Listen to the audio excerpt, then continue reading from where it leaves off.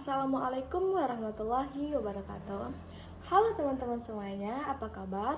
Kali ini saya Hikmatul Hairani ingin mempresentasikan terkait salah satu bidang garapan dalam konteks administrasi pendidikan, yaitu administrasi peserta didik.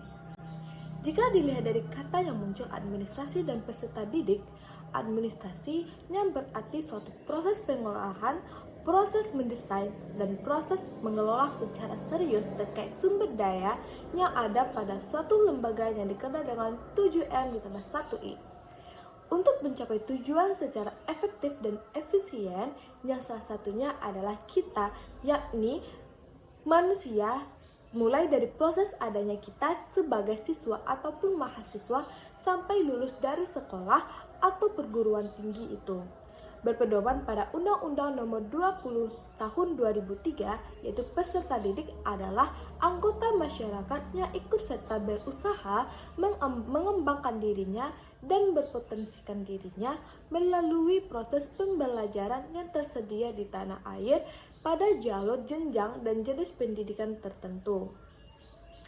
Jadi apa arti dari manajemen peserta didik? Manajemen atau administrasi peserta didik adalah suatu proses pengaturan terhadap peserta didik yang tidak hanya dalam bentuk pencatatan atau pencatatan tentang peserta didik, melainkan meliputi keseluruhan aspek yang lebih luas. Mengelola dengan serius mulai dari proses penerimaan, proses di tengah sampai kelulusannya.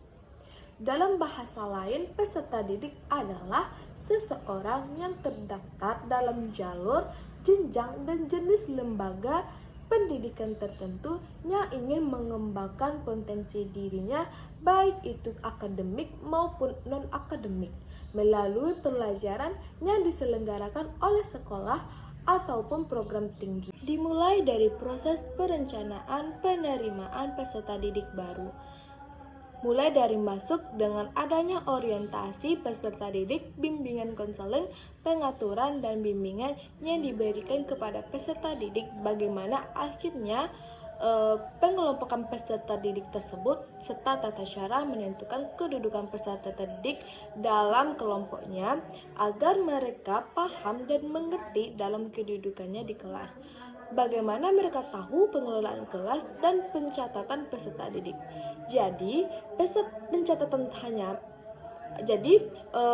pencatatan hanya satu bagian dari semua proses yang ada, termasuk instrumen-instrumen yang digunakan serta kenaikan dan kelulusan peserta didik secara potensial itu didesain dan disiapkan oleh lembaga satuan pendidikan. Nah, dari dua fokus kegiatan administrasi peserta didik, sekarang kita lihat dulu yang pertama, yaitu dalam proses perencanaan peserta didik. Jadi terdapat beberapa kegiatan yang dilakukan oleh pihak sekolah, satuan pendidikan, termasuk perguruan tinggi. Sebenarnya ada beberapa langkah dalam proses penerimaan terkait dengan perencanaan peserta didik. Yang pertama adalah kegiatan menganalisis kebutuhan. Jadi, proses penerimaan itu jumlahnya tidak serta-merta ditentukan begitu saja demi memperbanyak jumlah siswa ataupun mahasiswa atau dengan alasan dalam tanda kutip untuk kebutuhan lembaga, melainkan adanya analisis krusial, analisisnya rasional yang ditetapkan dan didesain oleh pihak lembaga.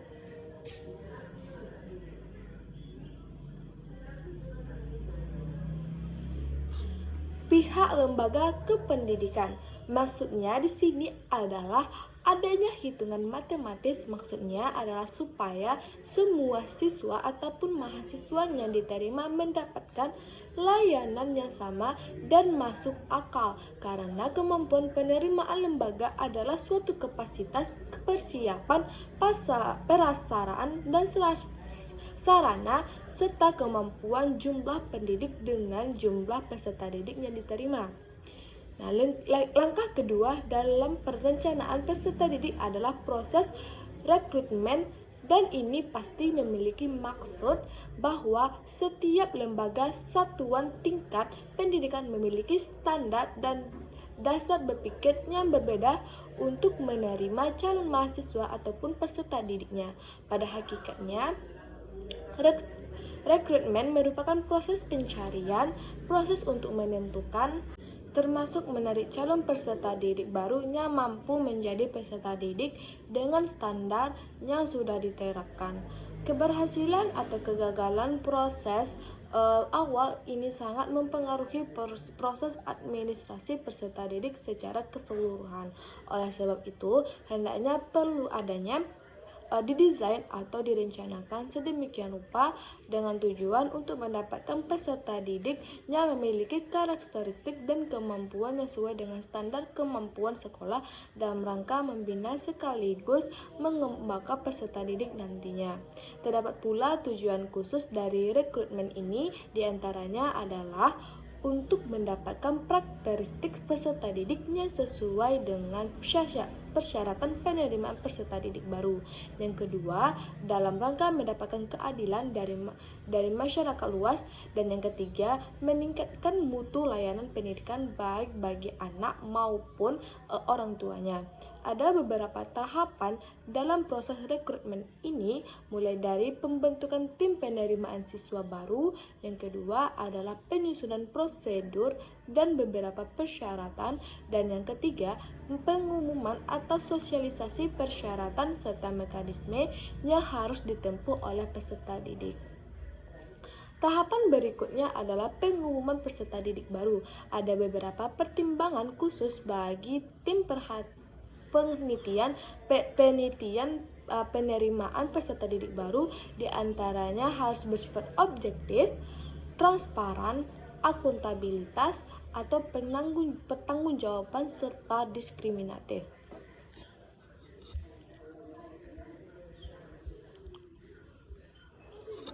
Tahapan berikutnya adalah proses penerimaan berkas secara ilustrasi dari anak ataupun orang tua kepada tim penerimaan rekrutmen penerimaan mahasiswa baru, verifikasi berkas, rapat panitia. Saya bahas mengenai administrasi peserta didik. Jika ada kesalahan, saya mohon maaf. Saya tutup. Wassalamualaikum warahmatullahi wabarakatuh.